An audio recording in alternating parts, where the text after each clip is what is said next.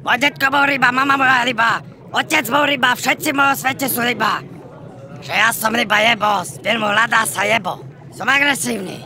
Zabijem ťa hneď, jak mi tučteš na sklo, rozumíš? Idem cez sklo. Nenávidím ťa. Nenávidím ostatné ryby, nezmyselné. Jak sú delfíny.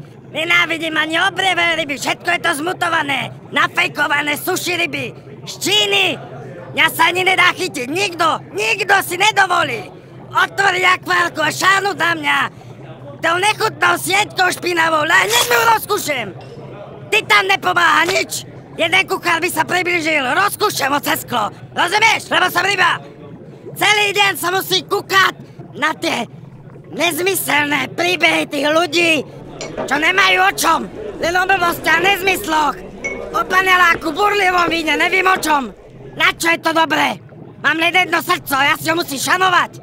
Ja minule, došli kuklači, všetci na zem. Ja som bol hneď na skle, povedz mi to, poď mi to sem povedať. Tam sa prechádzali, tvárili sa, že ma nevidia, ale ja kúkam na im, poď mi to sem povedať.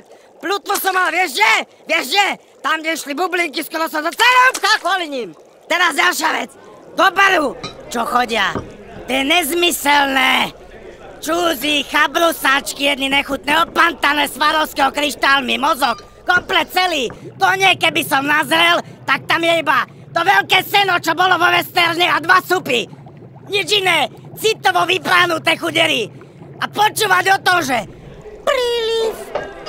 Príliv, na to nemá vplyv mesiac, to je podľa mňa blbosť.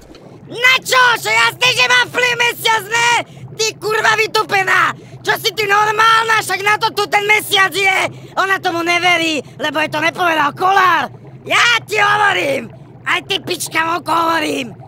Že keď udrie mesiac, vyplávam z tohto nechutného, prehnojeného akvárka! Všetkých vás utopím v Dunaji! Nie,